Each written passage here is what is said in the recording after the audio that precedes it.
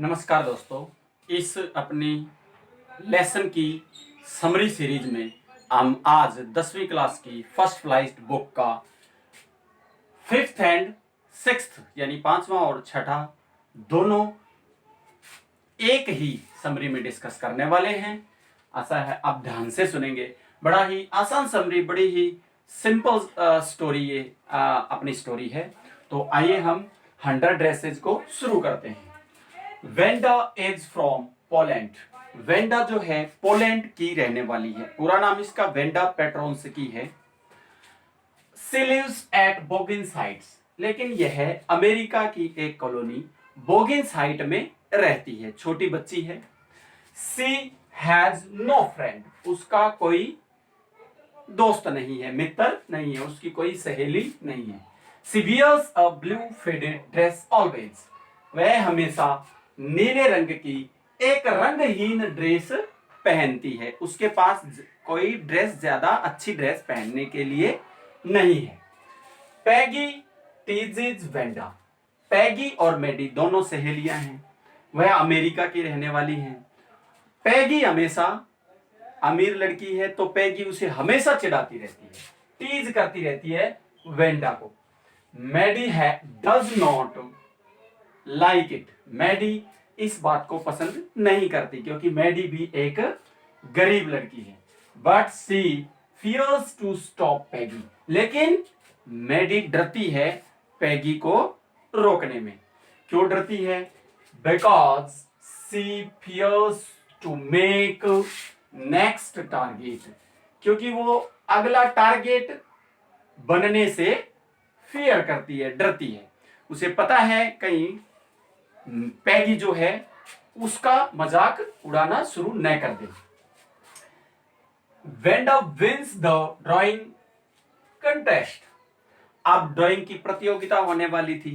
पैगी हमेशा जीतती थी, लेकिन अब की बार उस प्रतियोगिता को वेंडा जीत जाती है। क्यों जीत जाती है? She makes 100 designs of dresses, Wanda 100 जो है प्रकार, डिजाइन प्रकार, ड्रेसेस के 100 प्रकार बनाती है। रियली वास्तव में सी हैज नो ड्रेस, वास्तव में उसके पास कोई ड्रेस नहीं है, केवल डिजाइन बनाती है। Wanda is very sad by this dress game, Peggy उसके साथ जो ड्रेस का गेम खेलती है हमेशा, वेंडा उसे बहुत उदास होती है। She has already left the school, अब वेंडा जो है स्कूल को छोड़ चुकी है अपने भाई के साथ, और वह वहां से उस देश को भी छोड़कर जा चुके हैं। Miss Mason is sad to read her letter, Miss Mason school की टीचर है और वेंडा के पिताजी पत्र भेजते हैं। वह उस पत्र को क्लास में पढ़कर उदास होती है, दुखी होती है। Maddy wants to feel sorry, Maddy उस पत्र को सुनने के बाद चाहती है कि वो वेंडा से माफी मांगे। Peggy excuses that she never says Wanda a foreigner, अब पैगी बहाना बनाती है कि मैंने तो कभी भी वेंडा को एक विदेशी कहकर नहीं पुकारा, वह तो खुद ही कहती थी कि उसके पास 100 ड्रेसेज हैं। एट लास्ट, अंत में मैडी डिसाइड्स टू स्पीक, अंत में मैडी निर्णय लेती है कि वो अब बोलेगी। They wrote a letter to Wanda to tell the contest, उन्होंने मिलकर दोनों ने एक पत्र लिखा वेंडा को उस प्रतियोगिता के बारे में बताने के लिए। Wanda also likes the two girls, Wanda भी उन दोनों लड़कियों को पसंद करती थी। इसका क्या सबूत है? बिकॉज, क्योंकि शी गिव्स 2 ड्रेसेस आल्सो, वो उनको 2 ड्रेस देती है, एक पैगी को देती है, एक मैडी को देती है। इस प्रकार से यह कहानी, इसमें पैगी और मैडी फील करती हैं कि हमें उसका मजाक नहीं उड़ाना चाहिए था, तो हमें किसी भी बच्चे का स्कूल में मजाक नहीं उड़ाना चाहिए। अच्छी कहानी है, इसमें कुछ मीनिंग है, उनको डिस्कस कर लेते हैं। पहला मीनिंग यहाँ पे आसान है, फेडेड।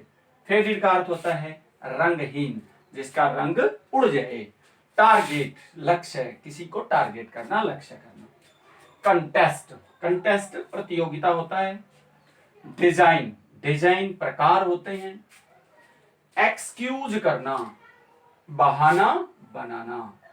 और आखिरी मीनिंग फॉरेनर, फॉरेनर होता है विदेशी। इस प्रकार से इस आसान सी समरी को हमने डिस्कस किया। अब मैं आप सब स्टूडेंट्स से रिक्वेस्ट करता हूं कि अपने इंग्लिश बाय विक्रम सिंह मेरे चैनल को आप सब्सक्राइब कीजिए, बेल आइकन दबाइए, ताकि आपको नेक्स्ट समरी का क्वेश्चन आसानी से प्राप्त हो सके।